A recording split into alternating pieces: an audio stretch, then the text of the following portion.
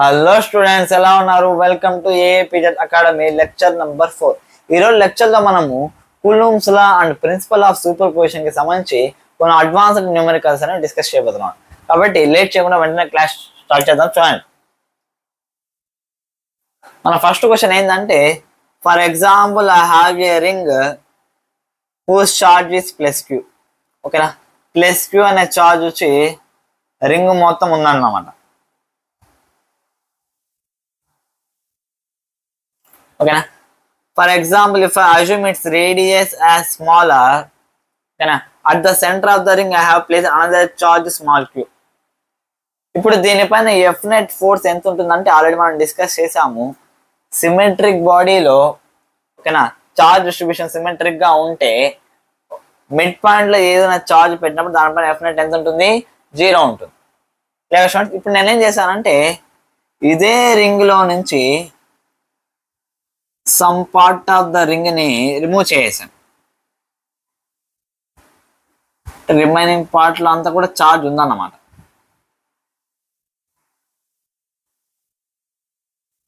ఎంత రిమూవ్ చేశానంటే DL part ని రిమూవ్ చేశాను. DL is 2kr. కే అంటే ఏంటంటే ఒక కాన్స్టెంట్ అన్నమాట. Now I need to find the F net on this charge Q. ఎలా చేయొచ్చు చూడండి.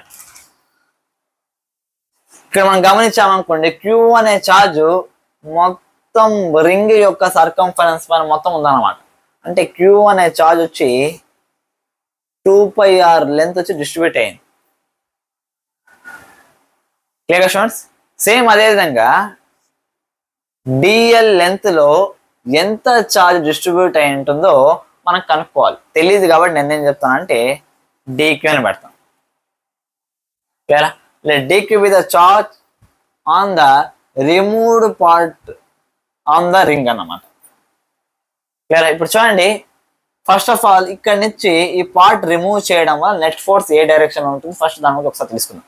చూడండి, ముందు ఇక్కడ ఈ పార్ట్ ఉండడం వల్ల నెట్ ఫోర్స్ వచ్చి 0 అయింది. ఎందుకంటే ఇది ఇక్కడ ఎంత ఫోర్స్ అయితే అప్లై చేస్తాం దీనికి సంబంధించిన ఆపోజిట్ పార్ట్ కూడా దీనిపై అంతే ఫోర్స్ అప్లై చేస్తే రెండు ఏమవుతాయి అంటే క్యాన్సిల్ అవుట్ అయిపోతాయి. క్లియర్ గా స్టూడెంట్స్? ఇప్పుడు చూడండి, ఈ పార్ట్ లో ఇక్కడ ఏం చార్జ్ లేదు కాబట్టి ఓవరాల్ గా ఏం చేస్తుందంటే ఈ పార్ట్ దీనికి ఎగ్జాక్ట్లీ ఆపోజిట్ పార్ట్.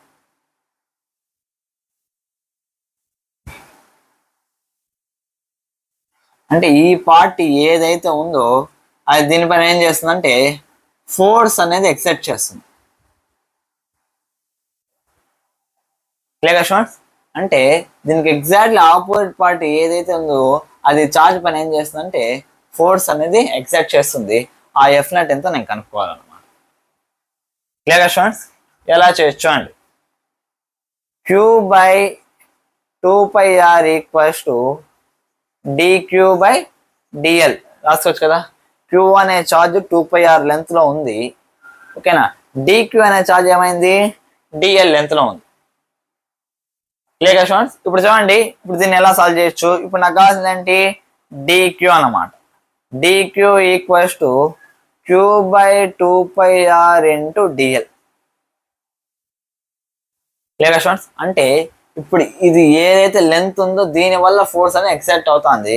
కాబట్టి నాకు F net equals to K DQ into Q by length ఎంత?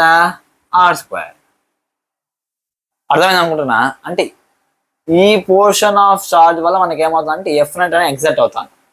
క్లియరా? ఆ లెంత్ నేనేమో దాని ఒక చార్జ్ డిక్యూ అనుకో, ఎందుకంటే ఇక్కడ రిమూవ్ చేసిన డిక్యూ పార్ట్ కదా. అంటే ఈ డిక్యూ పార్ట్ వల్ల నాకు ఏమవుతుంది అంటే ఎఫ్ నెట్ అనేది వస్తాను. కాబట్టి ఎఫ్ నెట్ ఏమవుతుంది? K DQ into Q by distance between this two charges is r. కాబట్టి r² అని రాసుకున్నాం. క్లియరా? ఇప్పుడు చూడండి, F net equals to K D Q. D Q value నాకు కావాలి. డిక్యూ ఎంత?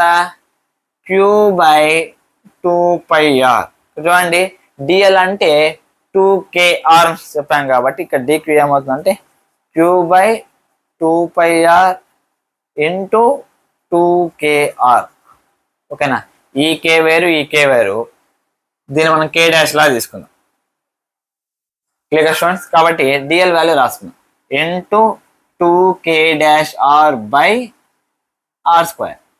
చూడండి 2 gets cancel, R gets cancel. అప్పుడు నాకు ఎఫ్ నెట్ ఏమవుతుందంటే, సరే ఇక్కడ క్యూ ఉంది కదా, okay, K Q Q by pi R square.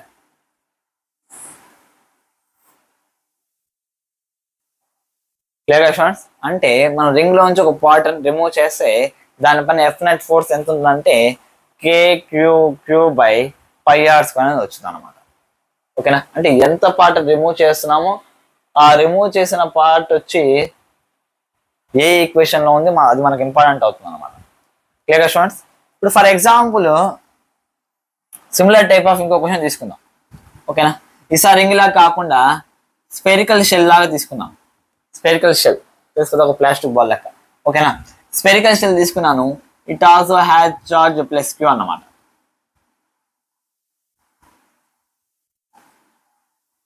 ఓకేనా?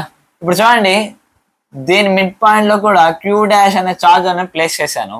ఇప్పుడు నేను ఏం చేశానంటే ఈ స్పెరికల్ షెల్ లో ఒక స్మాల్ క్యావిటీ అనేది ప్రొడ్యూస్ చేశాను అన్నమాట. ఓకేనా? Where DA is the small area of the cavity. ఓకేనా? ఈ డి అనేది for example alpha 4 pi R square కి ఈక్వల్ అన్నమాట. ఇప్పుడు నేను ఏం చేయాలంటే దానిపైన నెట్ ఫోర్స్ ఏమో కనుక్కోవాలి. ఎలా కనుక్కోవచ్చు? సింపుల్ గా దీనికి ఆపోజిట్ గా ఏదైతే ఏరియా అయితే ఉందో అదే ఆటోమేటిక్ గా దీనిపైన ఏం చేస్తుందంటే నెట్ ఫోర్స్ అనేది అప్లై చేస్తుంది. F net equals to K Q dash into DQ by are square వస్తుంది. ఓకేనా? ఇప్పుడు నాకు డిక్యూ ఎంత కావాలి, ఎలా చేయొచ్చు? చూడండి, క్యూ అనే ఛార్జ్ వచ్చి మొత్తం సర్ఫేస్ ఏరియా ఆఫ్ షెల్ పైన మొత్తం కవర్ అయింది అనమాట. సర్ఫేస్ ఏరియా ఆఫ్ షెల్ ఎంత అంటే 4 pi R square. Clear students? Q by 4 pi R square equals to DQ by D A. D A నాకు ఎంత అంటే alpha 4 pi R square. 4 pi R square 4 pi R square అని cancel. D Q నాకు ఏమవుతుందంటే alpha Q అవుతుంది అనమాట. Clear students? అలాగే ఇప్పుడు సబ్స్టిట్యూట్ చేద్దాం. చూడండి, కే క్యూ డాష్ డిక్యూ వచ్చి alpha Q by are square అనమాట. therefore F net I got ఇంకా సింప్లిఫై చేయలేం కాబట్టి K Q dash alpha Q by are square. Clear students? ఈ రకంగా క్యావిటీకి సంబంధించి అది షెల్ అయినా కావచ్చు, రింగ్ అయినా కావచ్చు, సాలిడ్ స్పియర్ అయినా కావచ్చు, ఏదైనా కావచ్చు, ఈ రకంగా క్యావిటీకి సంబంధించి క్వశ్చన్స్ అడిగే అవకాశం ఉందన్నమాట. అది ఎలా చేయాలో మీకు బాగా అర్థమైంది అనుకుంటున్నా. Clear student? ఇంకా మనం నెక్స్ట్ టైప్ ఆఫ్ ప్రాబ్లమ్స్ లోకి వెళ్దాం. చూడండి,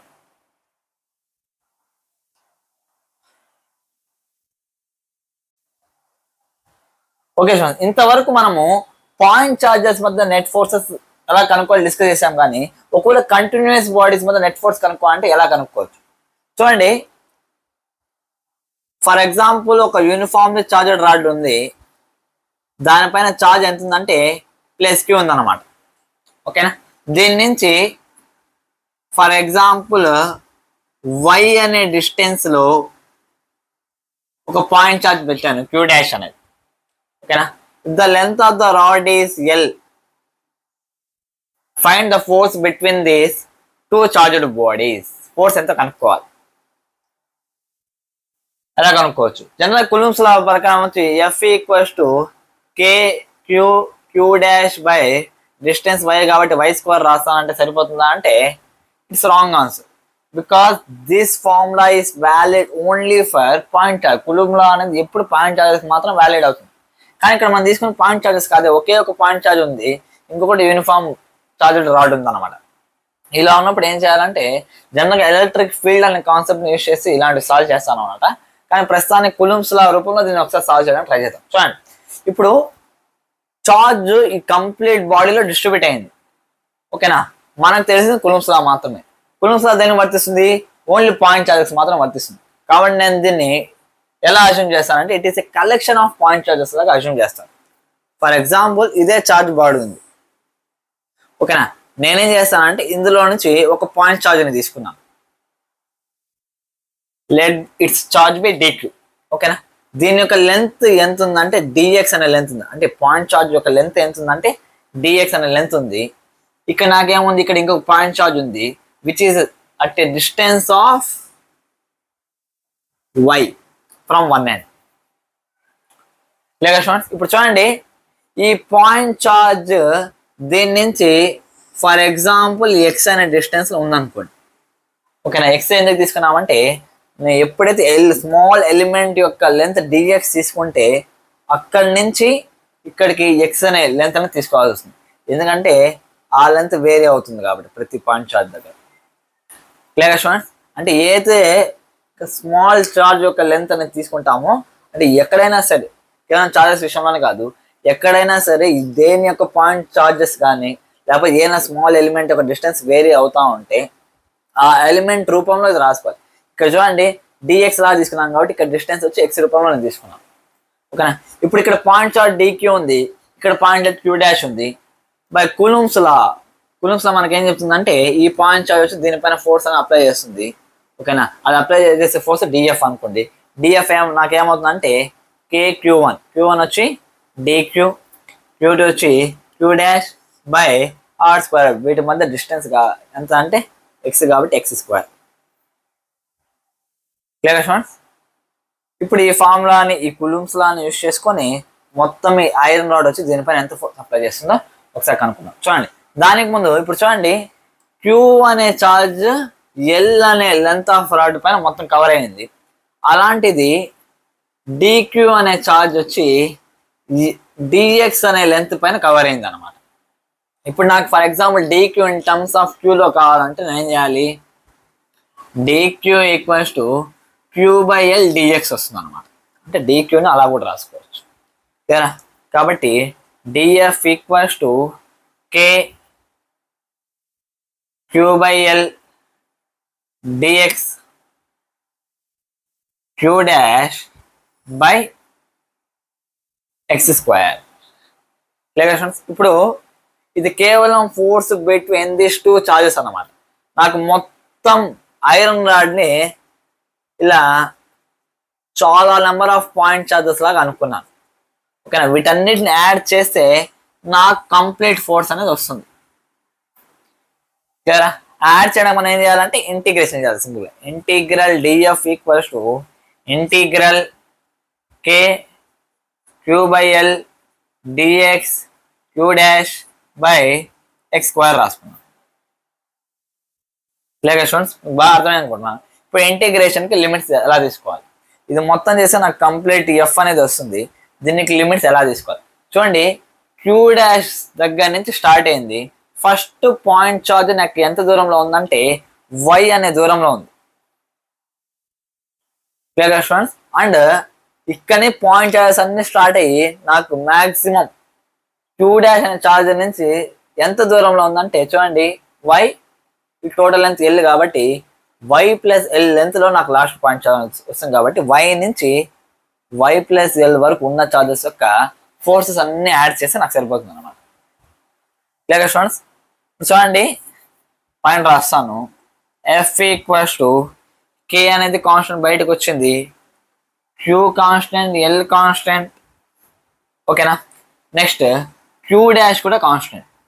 నాకు కాన్స్టెంట్ కానిది ఏంద్రా అంటే ఈ ఎలిమెంట్ x దూరంలో, ఇక్కడ dx అనే ఎలిమెంట్ x దూరంలో తీసుకున్నాను, అదే ఇంకొంచెం పక్కన తీసుకుంటే ఇంకొంచెం యాడ్ అయ్యేది కదా, అర్థమవుతుంది చెప్పేది. అంటే ఈ యొక్క డిస్టెన్స్ మాత్రం నాకు కాన్స్టెంట్ కాదు కాబట్టి నేను ఏం చేస్తానంటే 1/x, ఇది ఇంటిగ్రేషన్ లోపల పెట్టుకున్నాను, 1/x square dx. Clear students, limits ఎక్కడి నుంచి ఎక్కడ వరకు, y నుంచి y ప్లస్ L వరకు. ఇప్పుడు దీన్ని సాల్వ్ చేద్దాం. చూడండి, ఇంటిగ్రల్ 1/x స్క్వేర్ dx ని సింపుల్ గా ఇంటిగ్రల్ x⁻² రాసుకోవచ్చా, ఓకేనా. దీని వాల్యూ ఏమొస్తుంది, x⁻² ప్లస్ 1/-2 ప్లస్ 1 అంటే -1, సింపుల్ చెప్పాలంటే -1/x వస్తుంది. k q/L q dash -1/x. ఎక్కడి నుంచి ఎక్కడి వరకు? y నుంచి y ప్లస్ ఎల్ వరకు. చూడండి ఎఫ్ ఈక్వల్స్ టు మైనస్ పక్కకి రాసుకున్నాం, -k/q/l q'. ఇప్పుడు లిమిట్స్లో అప్లై చేద్దాం. చూడండి 1/y ప్లస్ ఎల్ -1/y. నాకు ఎఫ్ వాల్యూ ఏమవుతుంది? -kq/l into q', y minus l by y into y plus L. ఓకేనా? చూడండి ఇక్కడ y cancel, minus into minus వచ్చి నాకు ప్లస్ అవుతుంది. ఎఫ్ ఈక్వల్స్ టు ఇక్కడ చూడండి మైనస్ ఇంటూ మైనస్ వచ్చి నాకు ప్లస్ అయిపోతుంది. కాబట్టి F equals to plus q' by L into L by y into y plus L అన్నమాట. లేక ఇప్పుడు చూడండి L gets cancelled, F equals to q' by y into y plus L. This is the force between iron rod and a point charge.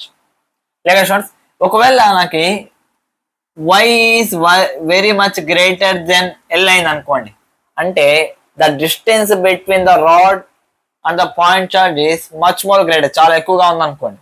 అప్పుడు మనం ఏం చేయొచ్చు అంటే L వాల్యూని ఇగ్నోర్ చేయొచ్చు. అప్పుడు నాకు ఫోర్స్ ఏమవుతుందంటే F equals to q' by L value 0 లెక్కన తీసుకుంటే y ఇంటూ y వచ్చి y² అవుతుంది. చూడండి it is very much similar to force between 2 point charges అన్న. అంటే మనకి ఇక్కడ అర్థమయ్యే విషయం ఏంటంటే అసలు ఈ పాయింట్ ఎందుకు చెప్తున్నాను అంటే ఎప్పుడైతే ఒక కంటిన్యూస్ బాడీ అయినా సరే, ఓకేనా, చార్జ్డ్ బాడీ, ఓకేనా, కంటిన్యూస్ చార్జ్డ్ బాడీ కూడా చాలా ఎక్కువ డిస్టెన్స్ లో ఉందనుకోండి, ఓకేనా, అప్పుడు వాటి మధ్య ఫోర్స్ అనేది పాయింట్ చార్జెస్ లాగా యాక్ట్ అవుతాయి. పాయింట్ చార్జెస్ మనకి ఏమొస్తుంది? kq1 q2 బై r² వస్తుంది. ఒకవేళ ఇది కూడా ఎక్కువ దూరంలో ఉందనుకోండి, వీటి మధ్య ఫోర్సెస్ అనేవి పాయింట్ చార్జెస్ లెక్కలో ఉంటాయి. అంటే ఏ కంటిన్యూస్ బాడీస్ అయినా సరే ఎక్కువ దూరంలో ఉన్నాయనుకోండి, వాటిని సింపుల్ గా మనం ఎలా కన్సిడర్ చేయొచ్చు అంటే పాయింట్ చార్జెస్ లా కన్సిడర్ చేయొచ్చు. Clear students? చెప్పిన కాన్సెప్ట్ అర్థమైందా? ఇంకా మనం నెక్స్ట్ టైప్ ఆఫ్ ప్రాబ్లమ్స్ లోకి వెళ్దాం. చూడండి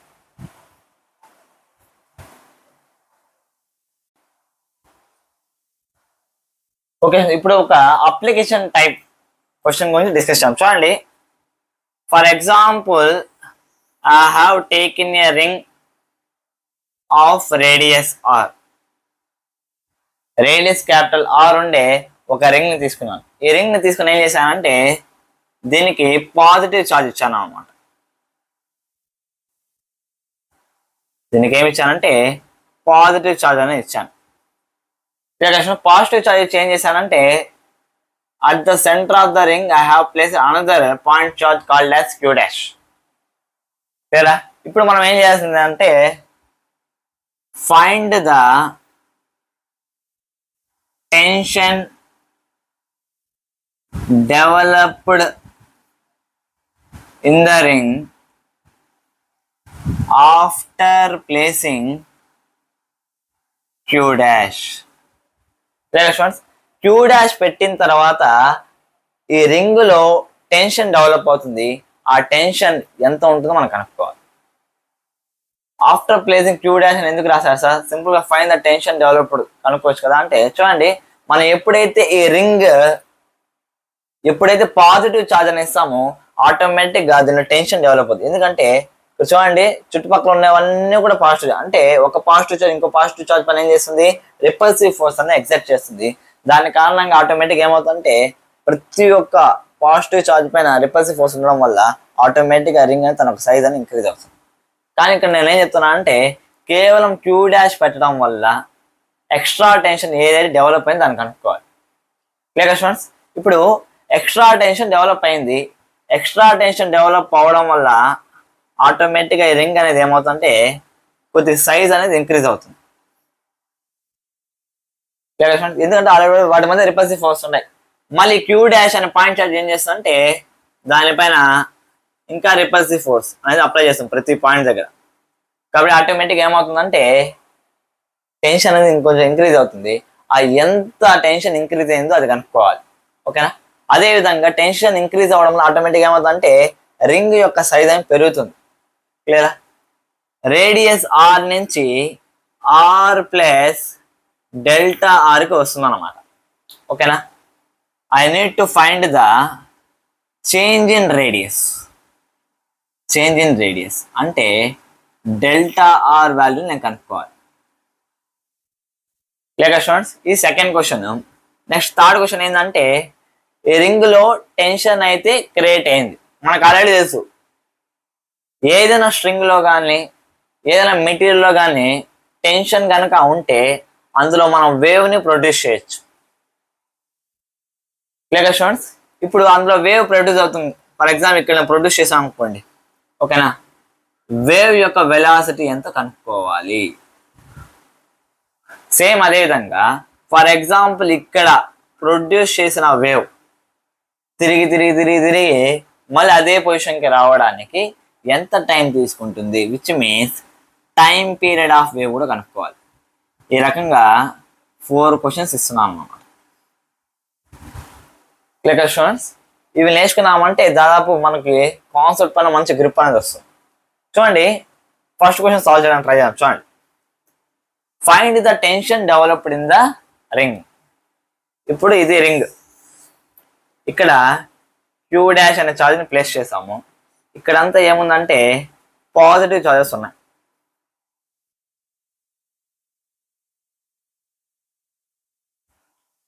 ఓకేనా? ఇప్పుడు మనకు తెలిసిన విషయం ఏంటంటే అంటే ప్రతిసారి ఇలా కంటిన్యూస్ బాడీస్ ఉండేటప్పుడు మనం ఏం చేస్తామంటే చిన్న లెంత్ తీసుకుందాం. Let it be DL length. ఓకేనా?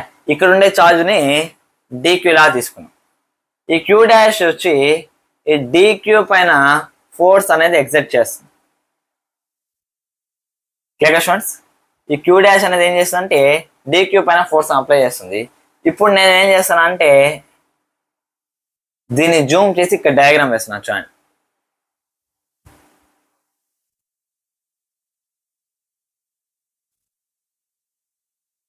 This is the DL length, this is the Q dash charge. ఓకేనా? క్యూ డాష్ ఛార్జ్ నుంచి డిఎల్కి మధ్య దూరం వచ్చి ఆర్ అనే రేడియస్ అనమాట. క్లియర్ స్టూడెంట్స్, ఇప్పుడు చూడండి, ఈ క్యూ డాష్ ఛార్జ్ అనేది దీనిపైన ఇలా ఫోర్స్ అనేది ఎగ్జర్ట్ చేస్తాను. ఓకేనా? టెన్షన్ ఫోర్స్ వచ్చి ఈ లెంత్ లో డెవలప్ అయ్యే ఫోర్స్ అన్నమాట. క్లియరా? అంటే tension due to repulsive forces వల్ల టెన్షన్ ఈ డైరెక్షన్ లో ఉంటుంది, ఈ డైరెక్షన్ లో కూడా ఉంటుంది. ఓకేనా? ఈ టెన్షన్ వాల్యూ మనం కనుక్కోవాలి. ఎలా కనుక్కోవచ్చు? ఫర్ ఎగ్జాంపుల్ చూడండి, నేను ఈ టెన్షన్ ఏం చేస్తానంటే 2 కాంపోనెంట్స్ లా రిసాల్వ్ చేస్తాను. ఒకటి హారిజాంటల్ కాంపోనెంట్, ఇంకొకటి వర్టికల్ కాంపోనెంట్. ఓకేనా? ఇక్కడ రిజల్టెంట్ మనకి ఏమైందంటే టెన్షన్ అయింది. క్లియరా?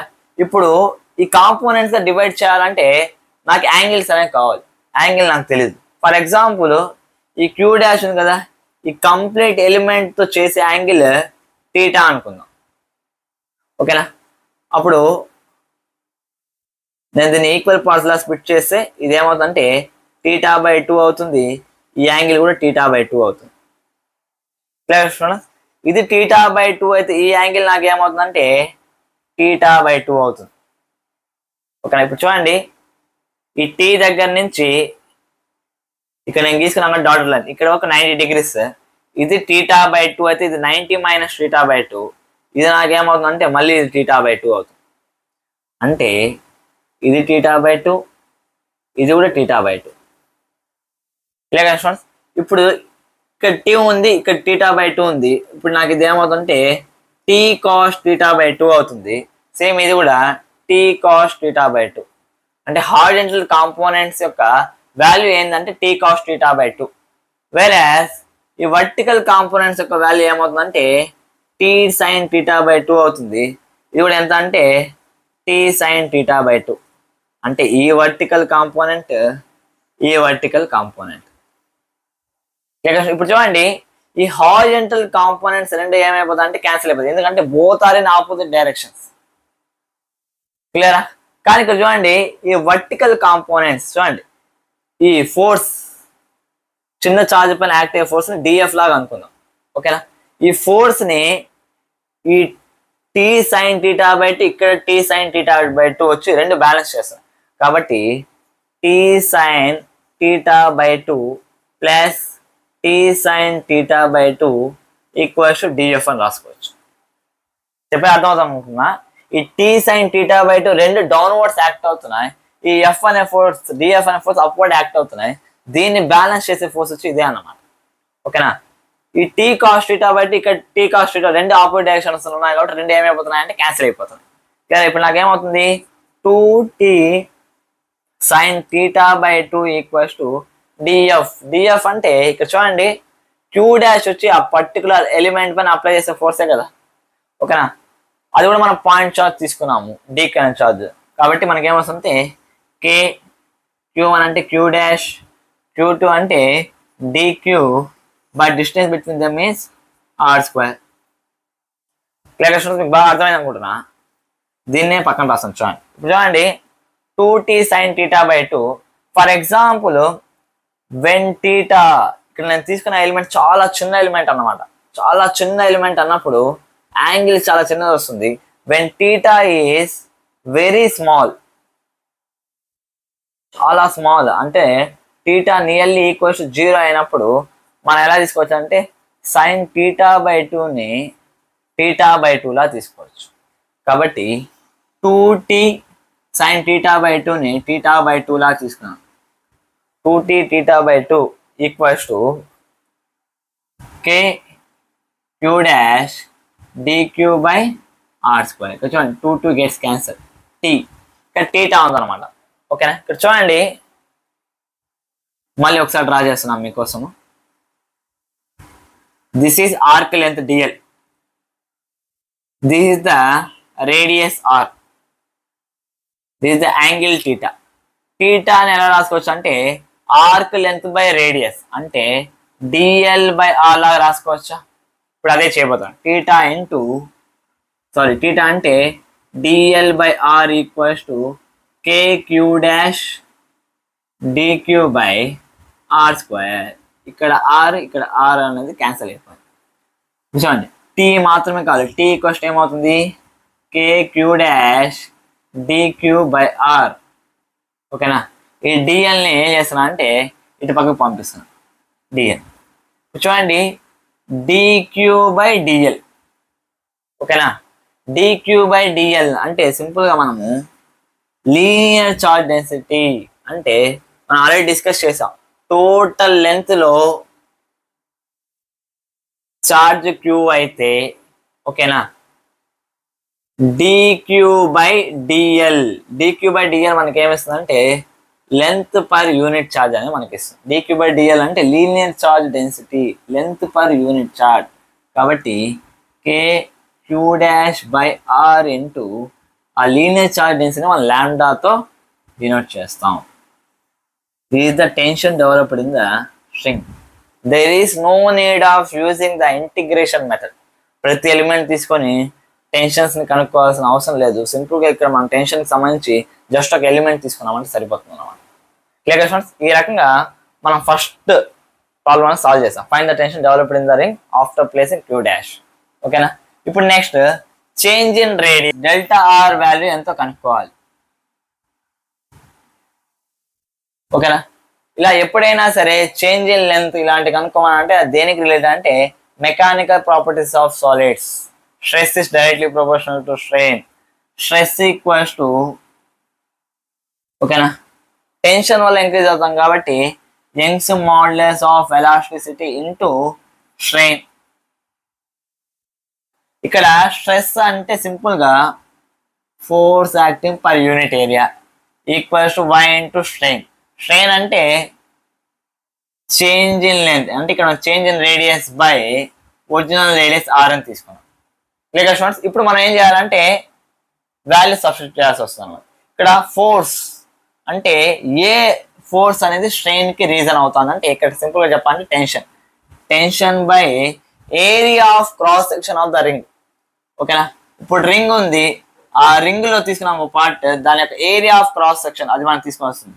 Tea by A equals to Y delta R by R అనమాట. ఇప్పుడు మనం ఏం చేయాలంటే డెల్టా ఆర్ వాల్యూ అని కనుక్కోవాలి. ఓకేనా, చూడండి డెల్టా ఆర్ వాల్యూ నాకు ఏమవుతుంది, delta R equals to T by A into R by Y అన్నమాట. This is the value of change in radius. అదే ఇప్పుడు మనము థర్డ్ క్వశ్చన్ డిస్కస్ చేసామనుకోండి, ఏం కనుక్కోమంటే స్పీడ్ ఆఫ్ వేవ్ కనుక్కోమన్నాడు. మనకు ఆల్రెడీ తెలుసు, whenever there is string with tension T, speed of wave equals to root of T by mu అనమాట. ఓకేనా, టెన్షన్ వాల్యూ మనకు తెలుసు ఎంత వస్తుంది, K Q dash by R into lambda. Where as mu equals to mass per unit length. Total mass వచ్చి M అనుకున్నాం, ring యొక్క mass. Length ఎంత వస్తుందంటే it's in the form of circle with radius now R plus delta R, కాబట్టి 2π R plus delta R రాసుకోవాల్సి వస్తుంది. క్లియర్గా చూడండి, ఈ వాల్యూ అయితే దీనిలో సబ్స్టిట్యూట్ చేసామనుకోండి మనకు వెలాసిటీ ఆఫ్ వేవ్ అనేది వస్తుంది. ఓకేనా, నెక్స్ట్ చూడండి. నా the fourth question is time period of the wave. Time period కనుక్కోవాలి. ఎలా కనుక్కోవచ్చు, ఆల్రెడీ మనకు వెలాసిటీ ఇచ్చున్నాడు. వెలాసిటీ ఆఫ్ వేవ్ ఫార్ములా ఏంటంటే root of T by mu. ఇప్పుడు చూడండి, పల్స్ ఇక్కడ జనరేట్ చేశాను, పల్స్ ఇక్కడ జనరేట్ చేస్తే అలా పోయి మళ్ళీ అదే పొజిషన్కి వచ్చింది. దాని యొక్క టైం పీరియడ్ మనం కనుక్కోవాలి. ఇప్పుడు ఇది మొత్తం ఈ పల్స్ ఎంత దూరం ట్రావెల్ చేసిందంటే 2π R plus delta R distance అని ట్రావెల్ చేసింది. కాబట్టి సింపుల్ చెప్పాలంటే 2π R plus delta R by time period. ఇదే కదా మనకు కావాల్సింది. Distance travelled by time taken is nothing but speed. ఓకేనా, అదే నాకు టైం పీరియడ్ టీ కావాలనుకుంటే ఇందాకే మనకు అనుకున్నాం velocity of wave which is equals to root T by mu by 2π R plus delta R. Clear students, అంటే ఈ కాన్సెప్ట్ మీకు బాగా అర్థమైంది అనుకుంటా. అంటే చూడండి, ఒకే కాన్సెప్ట్ లో డిఫరెంట్ టైప్స్ ఆఫ్ క్వశ్చన్స్ ఒకదాన్ని బేస్ చేసుకుని ఇంకొక లింక్ అయ్యి వచ్చింది చూడండి.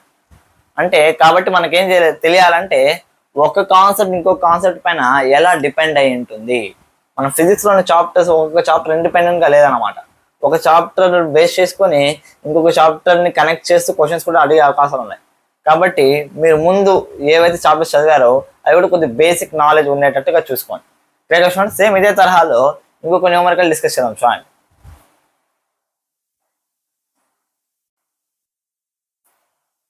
ఓకే స్టూడెంట్స్, ఇప్పుడు చూడండి ఎలక్ట్రోస్టాటిక్ ఫోర్స్ కి సంబంధించి కొన్ని బేసిక్ న్యూమరికల్ సాల్వ్ చేద్దాం చూడండి. Application type, for example on a rough surface I have taken 2 blocks of mass small m each. Rough surface పైన ఏం చేశానంటే 2 masses తీసుకున్నాం. వాటికి మాస్ ఎంత ఉందంటే స్మాల్ m ఉందన్నమాట. వాటికి ఛార్జ్ వచ్చి +q ఉందన్నమాట. లేదా స్టూడెంట్స్, ఇప్పుడు చూడండి ఈ +q ఛార్జ్ ఏం చేస్తుందంటే ఈ +q ఛార్జ్ పైన ఫోర్స్ అప్లై చేస్తుంది. ఈ +q ఛార్జ్ వచ్చి ఈ +q ఛార్జ్ పైన ఫోర్స్ అని అప్లై చేస్తుంది. ఇప్పుడు నా క్వశ్చన్ ఏంటంటే ఇది రఫ్ సర్ఫేస్ అన్నాను కాబట్టి ఇది రిపల్సివ్ ఫోర్స్ అప్లై చేస్తుంది, కానీ ఇది మూవ్ అవ్వగలుగుతుంది అంటే మూవ్ అవ్వలేకపోతుంది, ఎందుకంటే ఇక్కడ ఫ్రిక్షనల్ ఫోర్స్ అని యాక్ట్ అవుతాం. ఓకేరా, ఇప్పుడు నా క్వశ్చన్ ఏంటంటే find the minimum value of coefficient of friction so that the block remains at rest. ఓకేనా, మినిమం కోఎఫిషియంట్ ఫ్రిక్షన్ కనుక్కోవాలి so that the blocks remain at rest. ఇప్పుడు చూడండి ఈ బ్లాక్స్ ఎప్పుడో ఒక రెస్ట్ లో ఉంటాయంటే ఎప్పటి వరకు అయితే ఈ electrostatic force and frictional force రెండు ఈక్వల్ అవుతాయో అప్పుడు ఒక రెస్ట్ లో ఉంటాయి. If the electrostatic force beats the frictional force what will happen, automatic గా బ్లాక్ అనేది మూవ్ అవుతుంది. ఓకేనా, అదే electrostatic force as long as electrostatic force is equals to frictional force block అనేది మూవ్ అవ్వడం అనేది జరగదు అన్నమాట. Clear students? కాబట్టి ఈ కండిషన్ యూస్ చేసుకుని మేము ఒక వాల్యూ కనుక్కుందాం. ఎలక్ట్రోస్టాటిక్ ఫోర్స్ ఫార్ములా ఏంటి? KQ1 అంటే ఇక్కడ Q1 వచ్చి Q2 కూడా Qనే by if the distance between these two blocks is R KQ1 Q2 by R square equals to frictional force formula మనకు తెలుసు ఏమంటే మ్యూ ఇంటూ ఎన్. ఇప్పుడు మనకు నార్మల్ ఫోర్స్ తెలియాలి. చూడండి, ఇది నార్మల్ ఫోర్స్. ఓకే, దీనికి ఈక్వల్ అవుతుందంటే గ్రావిటేషనల్ ఫోర్స్కి ఈక్వల్ అవుతుంది. కాబట్టి ఎన్ ప్లస్లో ఎంజీ రాస్తే సరిపోతుంది. KQ square by R square equals to mu MG. అదే నాకు మ్యూ వాల్యూ కావాలంటే ఏమవుతుంది? Mu equals to KQ square by R square MG అవుతుంది అన్నమాట. Clear students? ఈ రకంగా ప్రాబ్లమ్ అని సాల్వ్ చేయాల్సి వస్తుంది. ఇప్పుడు దీన్ని ఇంకో లెవెల్ తీసుకుని వెళ్దాం. చూడండి, సిమిలర్ టైప్ ఆఫ్ క్వశ్చన్ని కొద్దిగా మాడిఫై చేస్తున్నాను. ఓకేనా? ఇక్కడ వచ్చి ప్లేన్ సర్ఫేస్ తీసుకున్నాను, కొద్ది స్లాంట్ సర్ఫేస్ తీసుకున్నాను. ఫర్ ఎగ్జాంపుల్ ఇక్కడ యాంగిల్ థీటా తీసుకున్నాను. సేమ్ ఇక్కడ కూడా 2 బ్లాక్స్ తీసుకున్నాను. ఒక బ్లాక్ యొక్క మాస్ క్యాపిటల్ M అయితే ఇంకొక బ్లాక్ యొక్క మాస్ స్మాల్ M అనమాట. దీని యొక్క చార్జ్ ప్లస్ Q అయితే దీని యొక్క చార్జ్ వచ్చి ప్లస్ స్మాల్ Q. ఇప్పుడు నా క్వశ్చన్ ఏంటంటే, ఇప్పుడు ఆటోమేటిక్గా ఈ బ్లాక్ ఆఫ్ మాస్ ఇక్కడ ఉంది కాబట్టి గ్రావిటేషనల్ ఫోర్స్ ఒక కాంపౌండ్ దాని కిందకి లాగడానికి ట్రై చేస్తుంది. ఓకేనా? కానీ దీని యొక్క రిపల్సివ్ ఫోర్స్ దీన్ని ఇలా మూవ్ చేయడానికి ట్రై చేస్తుంది, ఎలక్ట్రోస్టాటిక్ ఫోర్స్ అని. ఇప్పుడు నా క్వశ్చన్ ఏంటంటే, మినిమం ఎంత ఎలక్ట్రోస్టాటిక్ ఫోర్స్ ఉంటే small m will move upwards, కిందకి రాకుండా పైకి వెళ్ళాలంటే మినిమం ఎలక్ట్రోస్టాటిక్ ఫోర్స్ అనేది ఎంత ఉండాలి? ఫస్ట్ బ్లాక్ ఎప్పుడు మూవ్ అవుతుందో దాని గురించి ఒకసారి డిస్కస్ చేద్దాం. ఫర్ ఎగ్జాంపుల్ బ్లాక్ వచ్చి ఇలా మూవ్ అవుతుంది అనుకోండి. ఓకేనా? దానిపైన ఏ ఫోర్స్ యాక్ట్ అవుతుంది? చూడండి, ఎలక్ట్రోస్టాటిక్ ఫోర్స్ వచ్చి ఈ డైరెక్షన్లో యాక్ట్ అవుతుంది. గ్రావిటేషనల్ ఫోర్స్ యొక్క కాంపోనెంట్ వచ్చి దీని కిందకి లాగడానికి ట్రై చేస్తుంది. Let it be SG. ఓకేనా? సేమ్ అదేవిధంగా ఇది ఈ డైరెక్షన్లో మూవ్ అవుతుంది కాబట్టి దీన్ని ఫ్రిక్షనల్ ఫోర్స్ ఆపోజిట్ డైరెక్షన్లో డ్రాగ్ చేయడానికి ట్రై చేస్తుంది. అంటే గ్రావిటేషన్ ఫోర్స్ యొక్క కాంపోనెంట్, ఫ్రిక్షనల్ ఫోర్స్ రెండు ఒక డైరెక్షన్లో ఉన్నాయి. దానికి ఆపోజిట్గా ఎలక్ట్రోస్టాటిక్ ఫోర్స్ ఉంది. ఎప్పటి వరకు అయితే ఎలక్ట్రోస్టాటిక్ ఫోర్స్ అనేది ఈ gravitational force component as well as frictional force కంటే కూడా ఎక్కువగా ఉంటుంది, అప్పటి వరకు అది ఏమవుతుందంటే పైకి మూవ్ అవుతుంది. ఇది మనకు రావాల్సిన మినిమం కండిషన్. ఓకేనా? ఇప్పుడు వాల్యూస్ సబ్స్టిట్యూట్ చేసాము అనుకోండి, మనకు సింపుల్గా వచ్చేస్తుంది అనమాట. FE ఏమవుతుందంటే KQ if the distance between this 2 blocks is R by R square greater than gravitational force ఒక component which is acting in this direction. అది మనం కనుక్కోవాలి. అలా కనుక్కోవాలి. చూడండి, ఇప్పుడు ఇక్కడ యాంగిల్ థీటా ఉంది, ఇక్కడ MG ఉంది అనమాట. ఫర్ ఎగ్జాంపుల్ నేను ఇలా ఎక్స్టెండ్ చేస్తున్నాను. చూడండి, this is also a right angle triangle అనమాట. ఏ రకంగా అయితే ఇది రైట్ యాంగిల్ ట్రయాంగిల్, ఇది కూడా రైట్ యాంగిల్ ట్రయాంగిల్. ఇక్కడ యాంగిల్ ఎంత అంటే 90 degrees. ఇక్కడ థీటా ఉంది, ఇక్కడ 90 degrees ఉంది అంటే ఈ యాంగిల్ ఎంత అవుతుందంటే 90 మైనస్ థీటా అవుతుంది. ఇది 90 మైనస్ థీటా అయితే ఈ యాంగిల్ ఏమవుతుందంటే థీటా అవుతుంది. చూడండి, ఇది MG, ఇది థీటా అన్నప్పుడు ఇది ఈ కాంపోనెంట్ నాకు ఏమవుతుందంటే MG cos θ అవుతుంది. Clear students? సేమ్ అదేవిధంగా ఈ కాంపోనెంట్ నాకు ఏమవుతుందంటే MG cos 90 మైనస్ θ అవుతుంది. MG cos 90 మైనస్ θ అంటే MG sin θ అన్నమాట. అంటే ఎప్పుడు కూడా గుర్తుపెట్టుకోండి, ఒక స్లోప్ పైన గ్రావిటేషనల్ ఫోర్స్ యొక్క కాంపోనెంట్ నాకు ఇక్కడ ఏమవుతుందంటే MG sin θ అన్నమాట. కాబట్టి FG ప్లేస్లో MG sin θ రాసుకోవచ్చు. సేమ్ అదేవిధంగా ఫ్రిక్షనల్ ఫోర్స్ మనకు ఆల్రెడీ తెలుసు మ్యూ ఇంటూ ఎన్ అన్నమాట. ఇక్కడ నాకు ఎన్ వాల్యూ ఏమవుతుందంటే ఇక్కడ చూడండి ఇలా ఉందన్నమాట. ఇది నార్మల్ ఫోర్స్ అవుతుంది. ఓకేనా? నార్మల్ ఫోర్స్ దీనికి ఈక్వల్ MG cos θ అన్నమాట. అంటే K capital Q small q by R square must be greater than MG sin θ plus mu into MG cos θ. Clear students. ఇప్పుడు చూడండి ఏం కనుక్కోమన్నాను, ఎఫ్ఈ వాల్యూ కనుక్కోమన్నాను. కాబట్టి ఎఫ్ఈ వాల్యూ రెండింటి కంటే కూడా ఎక్కువగా ఉండాలి. ఇంకా మనం దీన్ని ఇంకా సింప్లిఫై చేసాం, KQ by are square is greater than, రెండింటిలో ఎంజీ కామన్ చేశాను అనుకోండి, sine theta plus mu cos theta. Clear students, ఇది కండిషన్. అంటే ఎలక్ట్రోస్టాటిక్ ఫోర్స్ వచ్చి ఈ వాల్యూ కంటే కూడా ఎలా ఉండాలంటే ఎక్కువగా ఉండాలన్నమాట. క్లియర్ స్టూడెంట్స్, ఈ రకం మనం సాల్వ్ చేయాల్సి వస్తుంది. ఫర్ ఎగ్జాంపుల్ ఇంకొక అప్లికేషన్ తీసుకుందాం. ఒక సీలింగ్ కి ఏం చేశానంటే ఒక పెండులం ని తగిలించాను అనమాట. It has mass m and it has charge of plus queue. ఓకేనా. ఇప్పుడు దీనిపైన ఏ ఫోర్స్ యాక్ట్ అవుతా అంటే గ్రావిటేషన్ ఫోర్స్ ఇక్కడ యాక్ట్ అవుతూ ఉంటుంది, టెన్షన్ ఫోర్స్ వచ్చి అప్వర్డ్ లో యాక్ట్ అవుతూ ఉంటుంది. ఓకేనా. ఇవి రెండు ఎలా అవుతాయంటే బ్యాలెన్స్ అవుతూ అన్నమాట. ఫర్ ఎగ్జాంపుల్ నేనేం చేశానంటే గ్రౌండ్ లెవెల్ పైన ఒక పాయింట్ చార్జ్ ప్లస్ క్యూని అరేంజ్ చేశాను. ఓకేనా. Find the value of plus Q so that the tension must becomes zero. Tension ఏమవ్వాలంటే జీరో అవ్వాలి. ఓకే సార్, ఇప్పుడు మనం చూసాం అనుకోండి టెన్షన్ ఆల్రెడీ వెయిట్కి ఈక్వల్. ఓకేనా. అంటే ఈ వెయిట్ని బ్యాలెన్స్ చేసేటప్పుడు టెన్షన్ ఏం చేస్తుంది, అప్వర్డ్ ఫోర్స్ అప్లై చేస్తుంది. అదే ఈ చార్జ్ యొక్క రిపల్షన్ అప్వర్డ్ ఫోర్స్ కూడా వెయిట్కి ఈక్వల్ అయితే ఆటోమేటిక్గా ఈ టెన్షన్తో మనకు అవసరం అనేది ఉండదు అన్నమాట. కాబట్టి electrostatic force must be equals to mass into gravity. Clear students. ఇప్పుడు చూడండి electrostatic force K Q Q by the distance between this two is R, లేకపోతే హైట్ హెచ్ ఉంటే అది కూడా పెట్టుకోవచ్చు.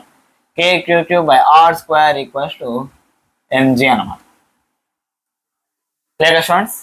ఇప్పుడు క్యూ వాల్యూ కావాలంటే ఏం చేయాలి, Q equals to MG R square by KQ అన్నమాట. Clear students. ఈ రకంగా మనం కాన్సెప్ట్ని యూజ్ చేసుకొని కులూమ్స్ లాని యూజ్ చేసుకొని ఈ రకంగా న్యూమరికల్స్ సాల్వ్ చేయాల్సి వస్తుంది అన్నమాట.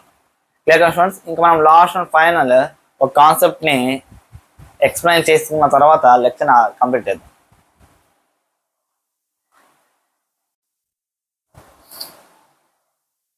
ఓకే స్టూడెంట్స్, ఈరోజు lecture last and final numerical చేద్దాం. చూడండి, ఫర్ ఎగ్జాంపుల్ నా దగ్గర ఒక స్క్వేర్ ఉందన్నమాట. స్క్వేర్ ఎందుకు సార్ ఇలా వేశారంటే చూడండి, ఈ స్క్వేర్ యొక్క లెంత్ ఎల్ అనుకుందాం. ఓకేనా. స్క్వేర్ యొక్క సెంటర్ నుంచి నియర్లీ L/√2 డిస్టెన్స్ దగ్గర ఒక ఛార్జ్ని ప్లేస్ చేస్తాం, ప్లస్ క్యూ అనే ఛార్జ్. ఇక్కడ అంతా కూడా ఛార్జెస్ ఉన్నాయి, ఆ ఛార్జెస్ కూడా ఫిక్స్ అయ్యి ఉన్నాయి అన్నమాట. వీటి యొక్క ఛార్జ్ కూడా ఎంత అంటే ప్లస్ క్యూ. ఇప్పుడు క్వశ్చన్ ఏంటంటే find F net on plus Q. దీని పే ఏ అనుకుందాం. Find F net on A due to other 4 charges. ఇది ఒక క్వశ్చన్. నెక్స్ట్ సెకండ్ క్వశ్చన్ ఏంటంటే find the acceleration of A. A అనే చార్జ్ యొక్క యాక్సలరేషన్ కనుక్కోవాలి. సేమ్ అదేవిధంగా find acceleration of centre of mass of the system. System యొక్క centre of mass కూడా మనం ఏం చేయాలంటే కనుక్కోవాల్సి వస్తుంది. నెక్స్ట్ సేమ్ అదేవిధంగా ఫైండ్ హింజ్ ఫోర్స్. సేమ్ అదేవిధంగా ఫైండ్ నార్మల్ ఫోర్స్. దీనిపైన నార్మల్ ఫోర్స్, ఈ మొత్తం సిస్టమ్ పైన నార్మల్ ఫోర్స్ ఎంత కూడా కనుక్కోవాలి. Clear students. ఒక్కొక్క ప్రాబ్లం చేద్దాం. చూడండి, ఫస్ట్ వచ్చి ఎఫ్ నెట్ కనుక్కుందాం. ఎఫ్ నెట్ ఆన్ ఏ ఎలా కనుక్కోవచ్చు. చూడండి, ఇక్కడ ప్రతి ఒక్క పార్టికల్, ప్రతి ఒక్క చార్జ్ కూడా ఏం చేస్తుంది అంటే దీనిపైన ఫోర్స్ అనేది అప్లై చేస్తాను.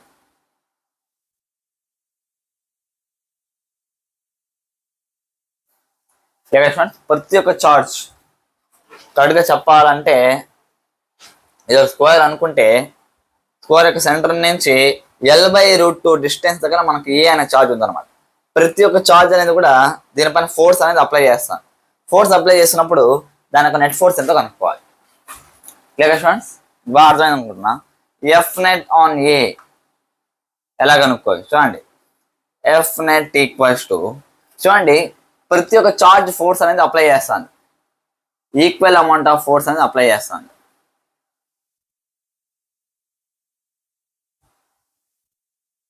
క్లియరా? ప్రతి ఒక్క ఛార్జ్ ఒకటి ఈ డైరెక్షన్, ఇంకొకటి ఈ డైరెక్షన్, ఇంకొకటి ఈ డైరెక్షన్, ఇంకొకటి ఈ డైరెక్షన్.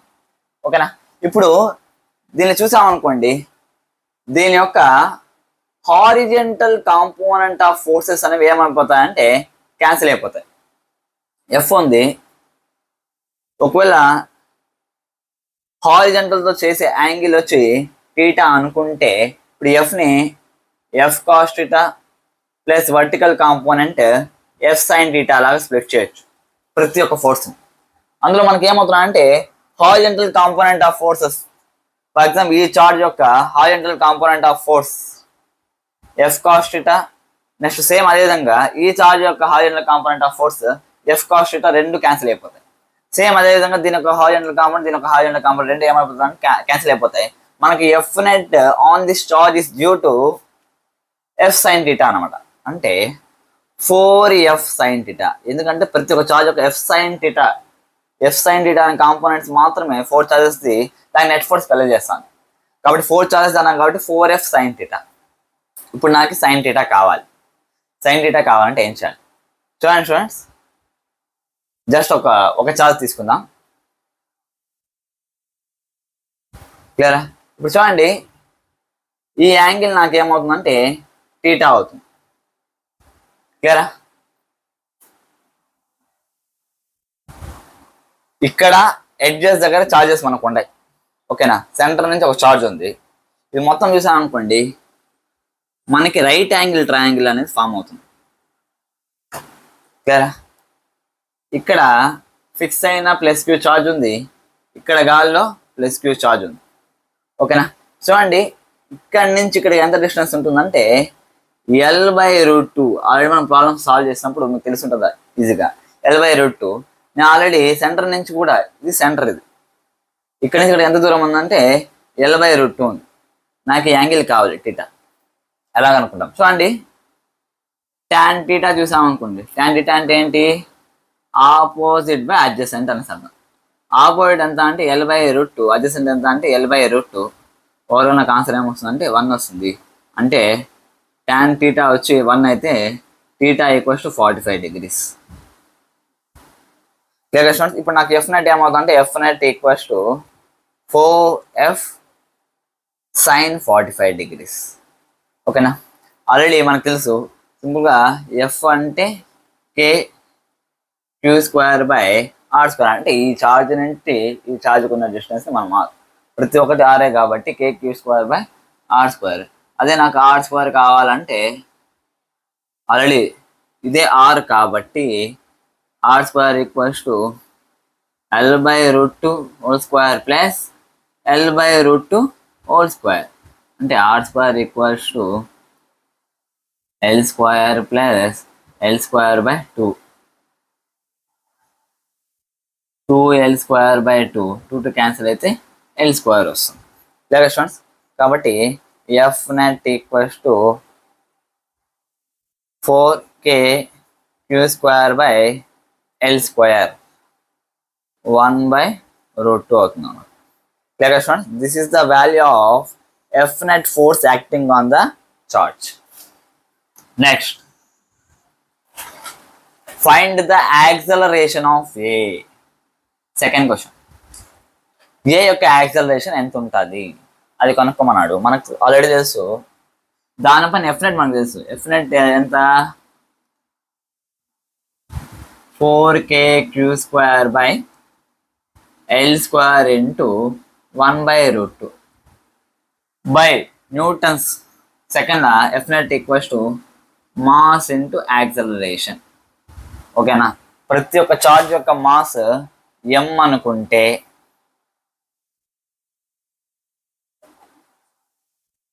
Q, M. క్లియరా?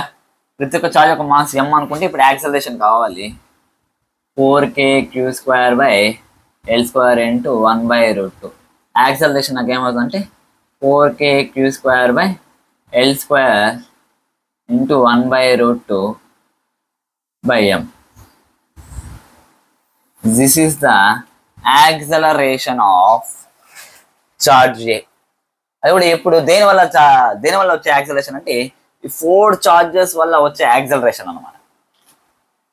ఈ 4 చార్జెస్ వల్ల వచ్చే యాక్సలరేషన్. లేదు నేను ఇక్కడ గ్రావిటీని కూడా కన్సిడర్ చేసుకున్నాను అనుకోండి. ఇప్పుడు ఈ చార్జ్ యొక్క మాస్ తీసుకున్నాం కాబట్టి దీనిపైన గ్రావిటేషన్ ఫోర్స్ యాక్ట్ అవుతుంది, దాన్ని mg అనుకున్నాను అనుకోండి.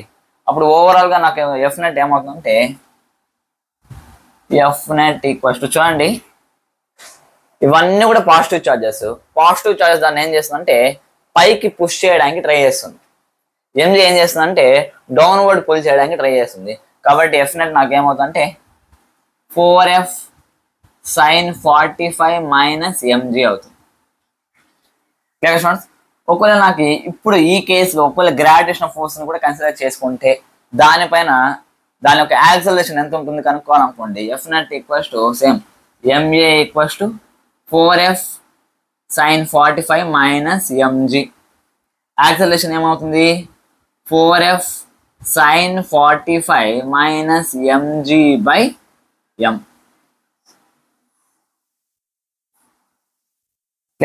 అంటే ఈ కేసుకి తేడా తీసుకోండి. ఫైండ్ యాక్సలరేషన్ ఆఫ్ ఏ యొక్క యాక్సలరేషన్ కనుక్కున్నాం. కాకపోతే ఈ కేసుకి తేడా ఏంటంటే ఇక్కడ కేవలం చార్జెస్ యొక్క మొత్తం నెట్ ఫోర్స్ వల్ల వచ్చే యాక్సలరేషన్. అదే ఈ కేసు తీసుకున్నాం అనుకోండి, దానిపైన గ్రావిటేషనల్ ఫోర్స్ కూడా యాక్ట్ అవుతుంది అన్నది కన్సిడర్ చేసి కనుక్కున్న యాక్సలరేషన్ అనమాట. స్టూడెంట్స్, బాగా అర్థమైంది అనుకుంటున్నా. నెక్స్ట్ మనము acceleration of centre of mass అది కూడా డిస్కస్ చేద్దాం. ఫస్ట్ ఇది నోట్ చేసుకోండి.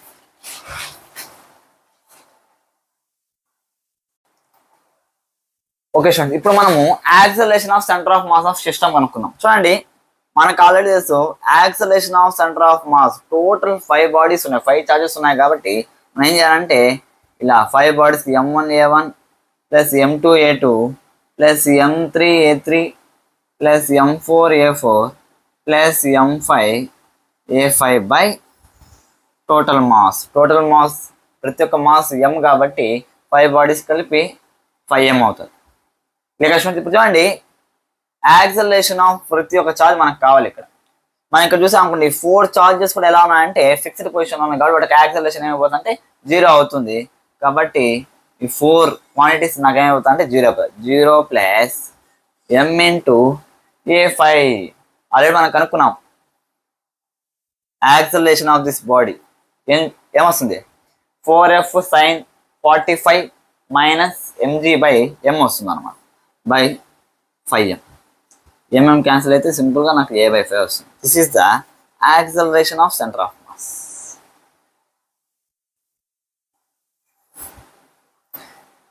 నెక్స్ట్ చూడండి ఫైండ్ హింజ్ ఫోర్స్.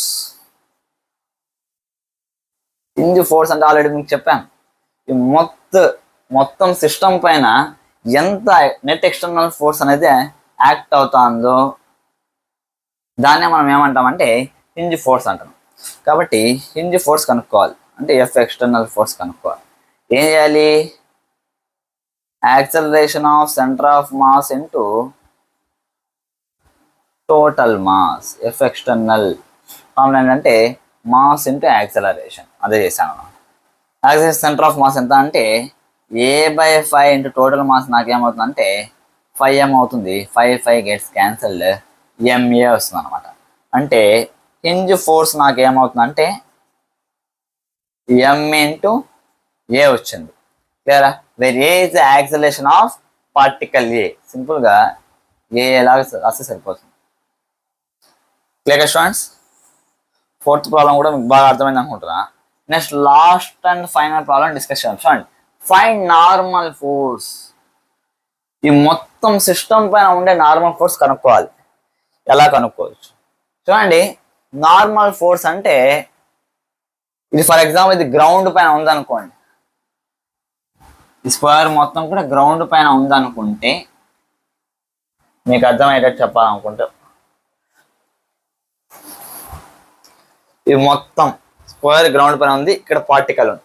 ఓకేనా, గ్రావిటేషనల్ ఫోర్స్ దీని కిందకి లాగుతుంది, దానికి ఆపోజిట్ గా పర్పెండిక్యులర్ ఏదైతే ఫోర్స్ అప్లై చేస్తుందో అదే మనకి ఏమవుతుందంటే నార్మల్ ఫోర్స్.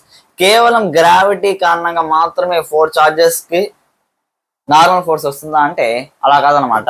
ఎందుకంటే పైన ఒక చార్జ్ ఉంది, ఇది దీనిపైన ఎఫ్ నెట్ ఫోర్స్ అనేది ఎంత అప్లై చేస్తుందో ఈ చార్జ్ కూడా దీనిపైన అంతే ఫోర్స్ అప్లై చేస్తుంది. స్టూడెంట్స్ ఇప్పుడు చూడండి, ఈ ఫోర్స్ కి ఏ కాంపోనెంట్ ఆఫ్ ఫోర్స్ మనకి నార్మల్ ఫోర్స్ ని క్రియేట్ చేస్తుంది అంటే చూడండి, ఆల్రెడీ ఈ చార్జ్ కి mg అనే ఫోర్స్ అనేది యాక్ట్ అవుతుంది. ఎందుకు? Because of its mass. Same అదే విధంగా ఇప్పుడు ఫోర్స్ ఏం చేద్దామంటే 2 కాంపోనెంట్స్ గా డివైడ్ చేద్దాం. ఇదేమవుతుందంటే ఎఫ్ కాస్ థీటా అవుతుంది, ఇదేమవుతుందంటే ఎఫ్ సైన్ థీటా అవుతుంది.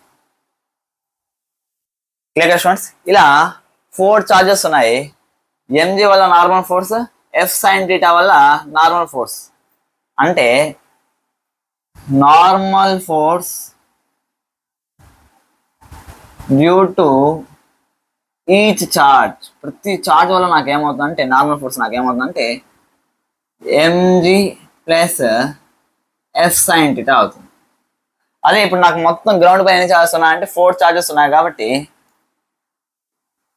Normal force due to system నాకేమవుతుందంటే 4 మాస్ ఉన్నాయి కాబట్టి 4mg ప్లస్ ప్రతి చార్జ్ పైన ఎఫ్ సైన్ థీటా కాంపోనెంట్ వల్ల నార్మల్ ఫోర్స్ క్రియేట్ అవుతుంది కాబట్టి 4f sine theta. Clear students, ఇప్పుడు చూడండి 4 ని కామన్ చేస్తే mg plus F sine theta. Clear students, ఈ రకంగా మనం సాల్వ్ చేయొచ్చు అనమాట. అంటే నార్మల్ ఫోర్స్ కేవలం ఈ మెథడ్ ఒకటే కాదు, వేరే మెథడ్ కూడా ఉంది. కాకపోతే అక్కడ మనము ఎక్స్టర్నల్ ఫోర్స్ యూస్ చేసాం కదా, ఇలా కూడా చేయొచ్చు. ఇప్పుడు నెట్ ఎక్స్టర్నల్ ఫోర్స్ చూడండి, ఇప్పుడు ఫర్ ఎగ్జాంపుల్ ఈ 4 చార్జెస్ ఉన్నాయి. ఓకేనా, ఇప్పుడు దీనిపైన నెట్ ఫోర్స్ వచ్చి కంప్లీట్ 5 చార్జెస్ వల్ల దీనిపైన నెట్ ఎక్స్టర్నల్ ఫోర్స్ అనేది ఎంత యాక్ట్ అవుతుంది చూడండి. ఎఫ్ నెట్ ఎక్స్టర్నల్ ఫోర్స్ వచ్చి సింపుల్ గా ఫర్ ఎగ్జాంపుల్ నార్మల్ ఫోర్స్ ఎక్కువగా ఉందనుకోండి n-5mg. ఎందుకంటే ప్రతి ఒక్క చార్జ్ వల్ల గ్రావిటేషనల్ ఫోర్స్ అనేది కింద వైపే ఉంది. ఓకేనా, దాన్ని కౌంటర్ అటాక్ చేసి నార్మల్ ఫోర్స్ పైన ఉంది. ఓకేనా, కాబట్టి n-5mg ఈక్వల్స్ టు ఏమవుతుంది, acceleration of centre of mass into total mass. Total mass నాకు ఏమవుతుందంటే 5m అవుతుంది. క్లియర్ స్టూడెంట్స్, ఇప్పుడు చూడండి నాకు n వాల్యూ కావాలి, n-5mg equals to acceleration of centre of mass నాకు ఎంత వచ్చిందంటే a/5 into 5m. 5 gets cancel, n-5mg equals to ma. చూడండి n-5mg ఈక్వల్స్ టు ma అంటే ఫోర్స్ ఆన్ ఏ చార్జ్ అనమాట. ఆల్రెడీ మనకు తెలుసు అదంతా అంటే 4f sine theta minus mg అన్నమాట. చూడండి నాకు n వాల్యూ ఏమవుతుంది, n equals to 4f sine theta minus mg plus 5mg. అప్పుడు నాకు నార్మల్ ఫోర్స్ ఏమవుతుందంటే 4f sine theta plus 4mg అవుతుంది. ఈ రకంగా మనం 2 మెథడ్స్ ని యూజ్ చేసి కూడా మనం ఆన్సర్ సాల్వ్ చేయొచ్చు. క్లియర్ స్టూడెంట్స్, ఈ రోజు లెక్చర్ మీకు బాగా అర్థమైంది అనుకుంటున్నా. ఇంకా మనం నెక్స్ట్ లెక్చర్ లో ఇంకో డిఫరెంట్ కాన్సెప్ట్ గురించి డిస్కస్ చేద్దాం. Okay students, take care, by by.